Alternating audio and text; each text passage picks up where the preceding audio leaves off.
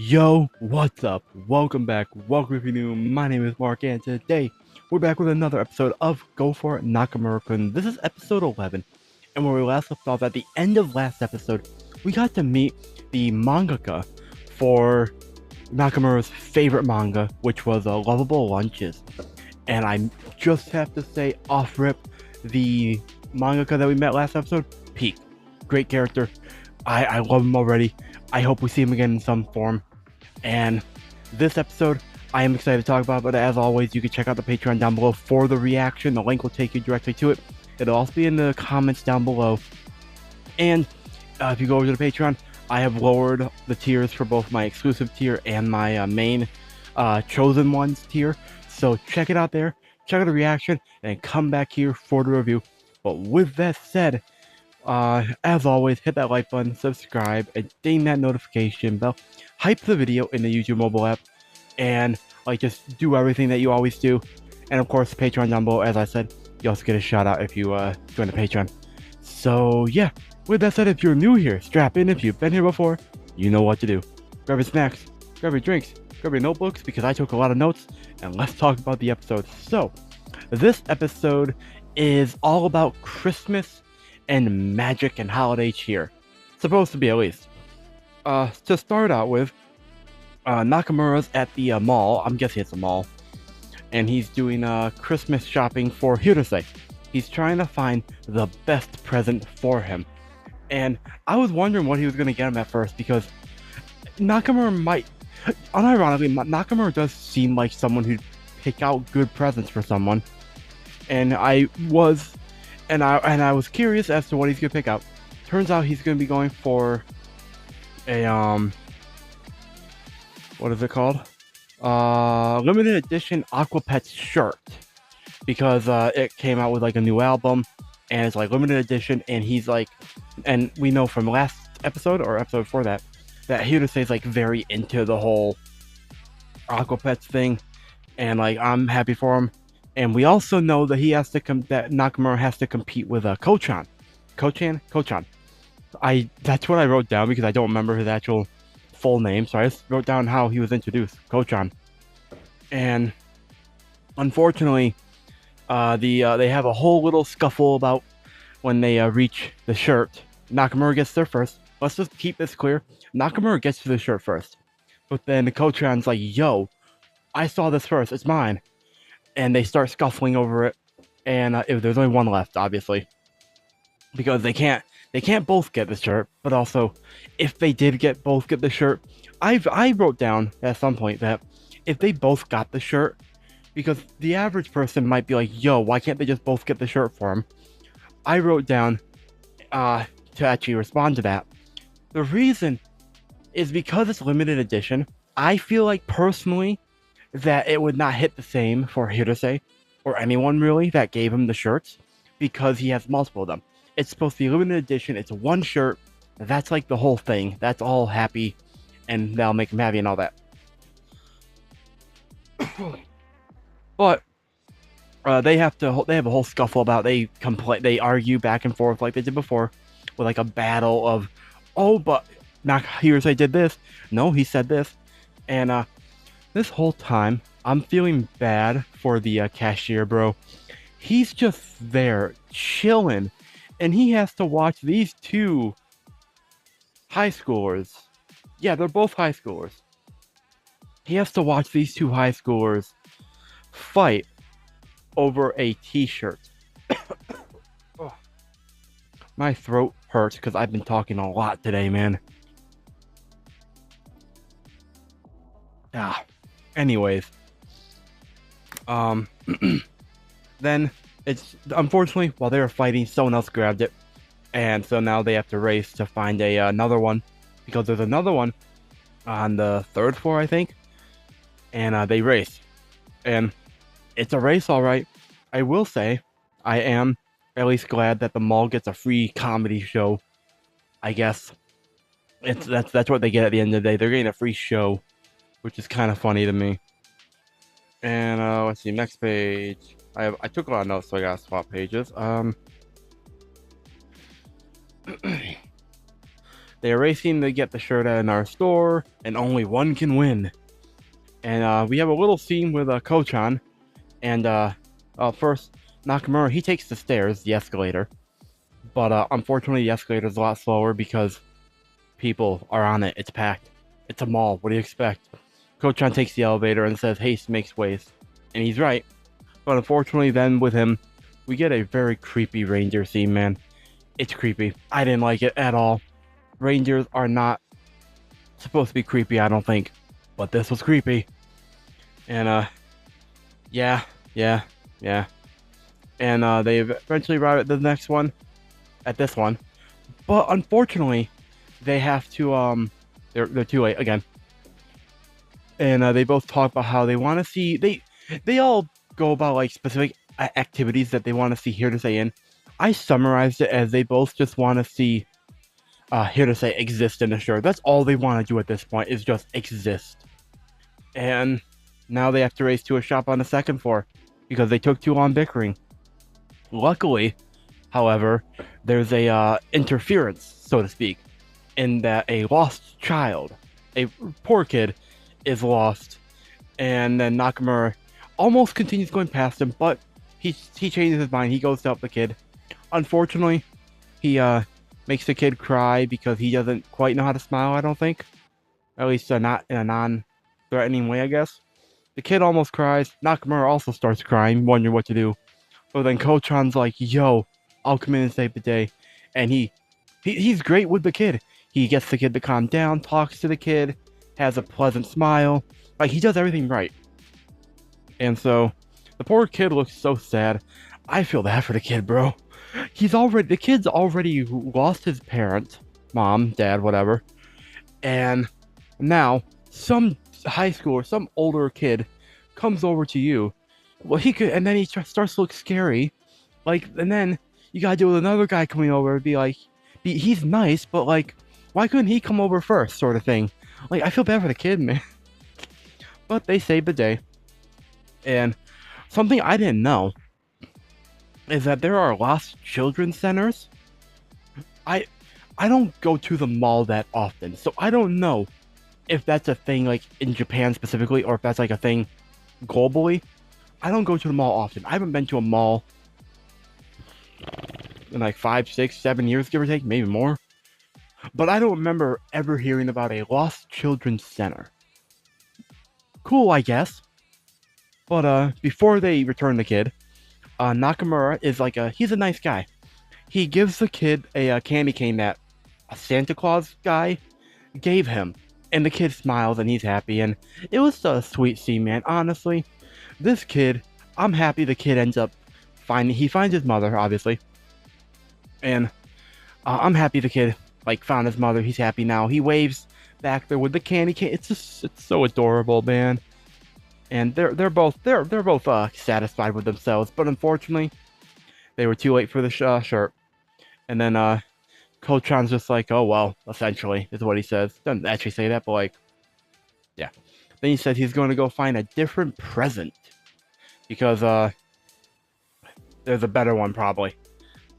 And then he also says, I gotta remember what exactly he said, or at least the general gist, because I know he said something. He said, "We don't even know if," I think he said something about how there's no guarantee that Hirose even wants it or would like the shirt, I guess. I think he said something like that. I could be off base, but he just definitely said something after he said he's gonna go find a better present. But then before he leaves, Nakamura's like, "Yo, thanks for earlier, man." And Kochan's just like, "Yeah, you give." And I wrote down, it almost seems like they are on better terms. Almost. There's probably still going to be the rivalry, but like all it took to get them on the same side, at least a little more, was saving a kid, man. Too bad. I don't know if that'll work in real life, man. But like, yeah. And as he's like getting ready to leave to think about what to get now, because they moved on from the shirt, which honestly, I don't blame them. Nakamura sees something, but we don't get to see it yet. And so moving back to school, he turns out what he found was 2 cute octopus pens, and they are cute. And he was going to give one to Hirose, but he doesn't think Hirose will like it. because too cute, it's octopus, and like he thought it was like, oh, because it's something that I just wanted really instead of him. But like, turns out, moving to the next page, this page, yeah. Here to say likes the cute pen because Nakamura goes to like play with them or something, but like no, he sets them down. But one drops to the floor and somehow, might I add, somehow rolls like a few lanes over to Hirose. I don't know how. Like it didn't. They're like they're like a lane or two away from each other, a row or two away. I don't know how the pen rolled all the way there. This is just like that's just like an anime mechanic, I think, in that it just coincidentally rolls all the way to the love interest. And so that happens. And Hirose picks it up. Turns out he likes it. And that's and then Nakamura's like, yo, you can have it.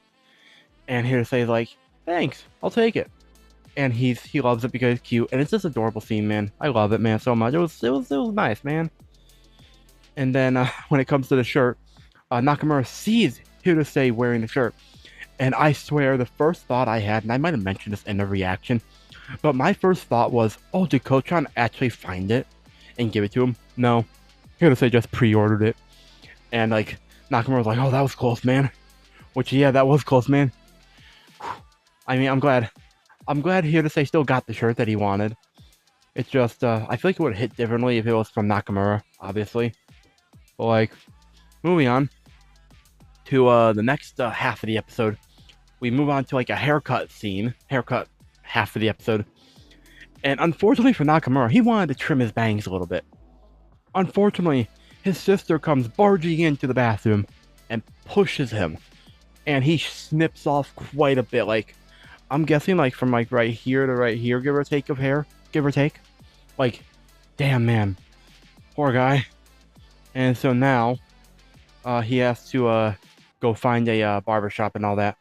And like he's pissed at her, man. I don't blame him, man. I don't blame him being pissed, man. But I will say, I am happy to report we get to see more Otogiri Sensei. I'm happy we got to see more of him. He's awesome. I love Otogiri.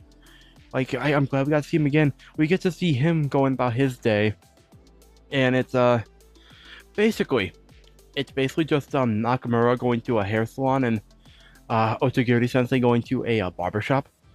And it's so funny, bro, because Nakamura wanted to go to a barbershop originally, but it was closed. So instead he finds a salon.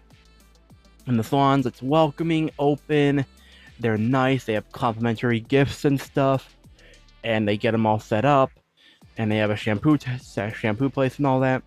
Whereas Otogiri Sensei, he goes to a good old-fashioned barbershop. And it's so interesting to see how different they are in this aspect. Because Nakamura, he's nervous when he's going there interacting with all of them the whole time. But Otogiri, you can tell this is definitely not his first time. He walks in, does his thing, he sits down, grabs a magazine, starts reading while the old man gets to work. And here's a question. Why is it that barbershops usually have like old men doing the styling? I mean, I'm not complaining. I've gone to a barbershop before and it was like run by an old man and all that. But it is interesting that like a lot of times you see barbershops, it's always run by usually an older man. I'm not sure why, honestly. I mean, it's really not that important. It's just something to mention. And so Nakamura, he's getting into his thing. He's getting into it with the shampoo and all that. But we learn very quickly that the place that he goes to is friendly and talkative. The woman giving him doing the shampoo and all that stuff and the hair cutting, she talks a lot, bro. I don't know if she likes hearing the sound of her own voice, or if she just likes talking and doesn't mind that he barely responds, bro. But like she's talking about going to, I think it was either Taiwan or Thailand. Talking about like high school, like how she was in high school again, stuff like that. Like she's just talking, bro. And I mean, fair enough. If I was in Nakamura's shoes, I'd be talking back because I like talking too. If I didn't like talking, I would not be doing this whole thing that I do. But meanwhile, while that's going on with Nakamura, the barbershop that Otagiri's at is just it's just simple and quiet, and not a single word is being spoken between the two. He's just doing his thing while Otagiri's just calmly reading a magazine. Like you can tell once again that this is like a what do you say this is like an afternoon for him. Like he's used to it. And I should mention this off a bit. I am glad that we're getting more Otagiri Sensei. I already mentioned this before, but I'm glad that we're getting more of him. I do think it's interesting how of all the people we get like a counterpoint to with Nakamura, it's Otagiri Sensei. And I'm guessing it could just be because they both happen to be doing haircut stuff. But like story-wise, it could also be because Nakamura likes Hirose and Hirose likes Otagiri Sensei. And so it's like going back to those three again. And like that's why Otagiri Sensei is showing up. Or it could just because he's a fan favorite. At least I'm pretty sure he's a fan favorite. I know he's my favorite. He's actually my favorite character, honestly. Then it's first place, it's Otagiri Sensei. Second place, Nakamura. Third place, Hirose. Fourth place, I think it's probably Todoroki. And then fifth place, probably Neo Sensei. Those are my 5 favorite characters in that order. But anyways, going back and forth, and she's still talking his ear off, man. And Nakamura, he's wondering just how much hair she's going to be trimming off, man. And at the same time, Otagiri is just basically getting a massage after the haircut. The old man, he's just like using his elbow on like Otagiri Sensei's shoulder, head, neck. Just full service like massage, bro. And like, I mean, fair enough, man. It's probably covered under the haircut price or something. Or maybe it costs extra. I don't know. But hey, I'm happy that Otagiri is getting what he wanted. And unfortunately for Nakamura, yeah, his hair is just gone, just like that, man. Not all of it, obviously. That'd be funny if he was bald now, but no, a lot of it's gone because the stylist thought that he left it all to her, and that unfortunately is why he probably should have spoken up a little more, if only to advocate for himself a little more.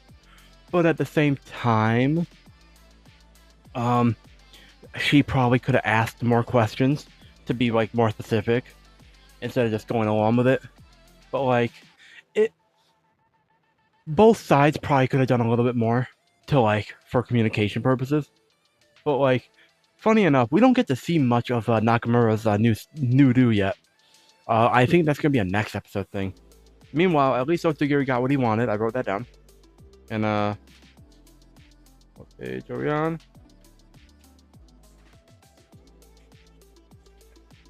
And finally, I wrote, any episode with Otagiri Sensei is a great episode. And meanwhile, also next day at school, I assume it's the next day, Nakamura bumps into Hirose, or vice versa, really. And he's just like, it's okay, because he's like, sorry. He leaves. Nakamura leaves. Hirose's just like, who was that? And I'm surprised he didn't recognize Nakamura's voice, man. But and the whole time though, that whole time, we're not seeing the top of Nakamura's head, bro. We're seeing like a glimpse, but we're seeing like his face and below. And like, I want to know how bad it is. I thought we'd get it like maybe in the ED, but nope. Even in the ED, it shows him like with a bandana, sort of like me, except like it's just a pure white bandana while he's vacuuming. We don't get to see him with his hair. That's going to be a next episode thing, and I am so curious to see how bad it looks or how good it looks. On the one hand, I think Hirose won't like it because he's so used to Nakamura looking how he does. But at the same time, Nakamura might think Hirose might like it more. It depends on how Nakamura feels about his hair. That's a very big question as well. How does Nakamura feel about his hair? Does he like his hair how it is? And does he like not like it, but he just didn't want to cut it or know how to cut it or what? I don't know. That's the real question here. But anyways, we are going on 20 minutes on, and I am going to wrap it up here. Let me know what your thoughts are in the comments down below. Seriously, let me know what your thoughts are on everything that I've said. questions I've asked, theories I've given. And again, if you want to see the reaction to it, you can check it out on the Patreon down below. The link in the description and the pinned comment will take you directly to the reaction. Just go check it out, become a member. Remember, the prices are lower on both tiers, so happily check them out, please. Support means a lot. And yeah, while you're down there checking that out and leaving a comment, make sure you hit that like button, subscribe, and ding that notification bell. Hype the video in the YouTube mobile app. And until next time, my name is Mark. Never stop being yourself, stay safe out there, and I will see all you incredible people in the very next video.